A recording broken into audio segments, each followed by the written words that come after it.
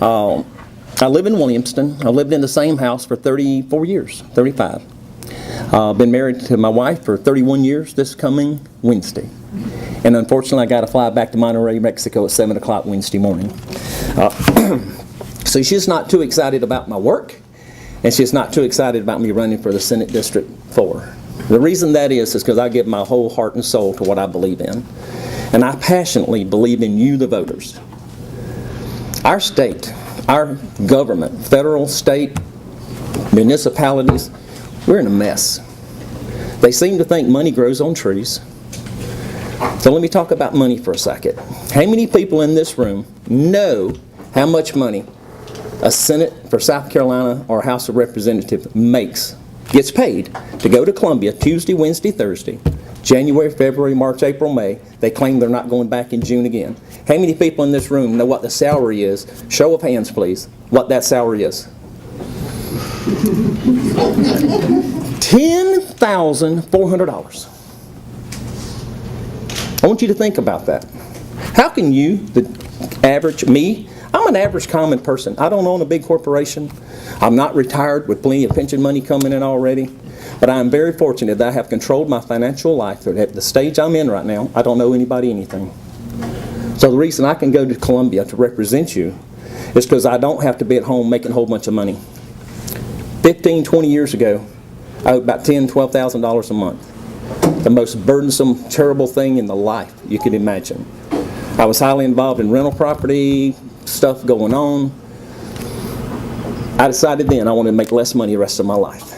And that don't mean I literally want to make less money. It means I want to have less debt. Way before Dave Ramsey came out with a snowball effect, where you pay your little debts off and go to the bigger ones, I was doing that. I am out of debt. It's a wonderful feeling. So I don't have a group of people who will be running my business while I'm in Columbia. While I'm in Columbia, I won't be making no money, but that's okay because it don't take much money to pay my bills. Let's talk about the $10,400. As of 2002, I called them scumbags on the radio the other day, and I'm going to continue with that word. I hope it doesn't offend anyone, but in 2002, the legislatures decided, I'd like to have more pension from the state than $10,400 value. So they started counting their $10,500 in district expense. Clearly understand, in district expense. That means like if you have a festival and they get $500 to buy water, that's an in-district expense. It's not personal income. They also, in 2002, voted to count their per diem. Yes, we get a per diem. If you go to Columbia, you get like $140 a day for your hotel rooms and food and gas travel.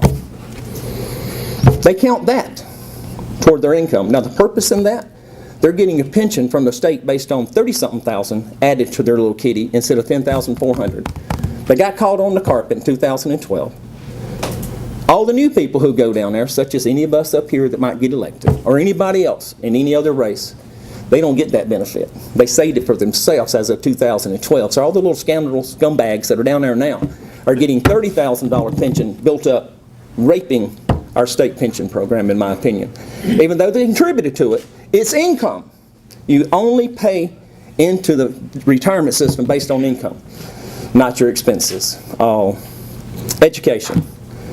Lord have mercy, our education is terrible. I had posted on Facebook, you know, the federal government gives our state about 17% of our budget. Our state government spends about 28% maintaining all the mandates that come with that 17%. Would your household go bankrupt if you got 17% but spent 28% to keep it happy? That's crazy. Now the other thing, the other candidate, Rocky's wife's a teacher, Dr. Gary, and I hate to pick on him, but I enjoy picking on him. He bought into No Child Left Behind, done by one of our great presidents under the Republican name. He told the teachers at Palmetto years ago, under no circumstance, none, can you give a student any grade less than a D. A friend of mine raised their hand, said, Dr. Gary, I've got a student who doesn't turn in any homework, doesn't write their name on any test. The only proof I have he's in my class is you have put him on my roster. What am I to do with this student? Dr. Gary's answer is give him a D. I found out today from talking to 2 different teachers that it's gotten worse. Now it's a C. In some places it's an A because they will give you a test, re-give you a test, and re-give you a test until you make that A. But the second time they give it to you, they give you the answers while you're filling out the test. What have we done to our students? We have dumbed them down, okay?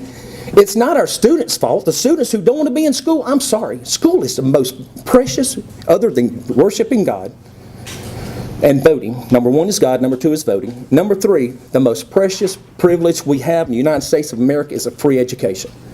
But the little kids who don't want to be there are dragging down the students who do.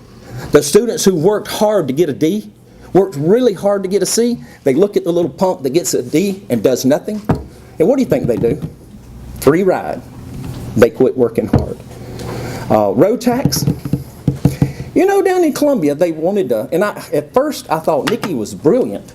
She says, I will only increase the road tax only by offsetting the income tax on state. Now I'm looking around the room. Most people in here, lucky you've been retired for a while. You don't get no state income tax because you're retired. So you're not going to save anything on an income tax cut. It's going to go from 7 to 6 is her plan over a 3-year period. The problem with that is she's admitting that the people in Columbia have all the money they need to fix our roads. Because they're already receiving money. She's going to quit receiving it under the general umbrella and now roads. That's an admission that the money's in the budget. They just don't have the ability or the fortitude to spend it the right way. So that's the problem. The money's in Columbia. They just haven't been spending on roads. They spend it on other programs that are not working. I'm not sure how the 5 to 7 minutes are going. I meant to turn on my clock. I just forgot. Just fixed pretty good enough. All right. So, you know, I interviewed with a PAC down in Columbia. I don't know if you know what a PAC is, Political Action Club. I told them clearly, I want to know who you are, but I want you to know that I want you out of business. I don't think elections should be bought by a group of people who spend money on your behalf, either to get you elected or to keep you from getting elected. So I want candidates to spend their own money. And I really think we ought to have a limit on how much you spend. This is only a $10,400 paycheck. I don't think you ought to be able to spend $100,000. Club for Growth called me before Billy died on Tuesday of that week and said, Mr. Powell, here you can run for the Senate seat. I said, yep, I'm planning on it. He said, are you prepared to spend $150,000 to win this campaign? I said, you are a fool if you think this white boy from Pellsville, South Carolina is going to spend $150,000 for a paycheck that's $10,400. We got a political problem, people.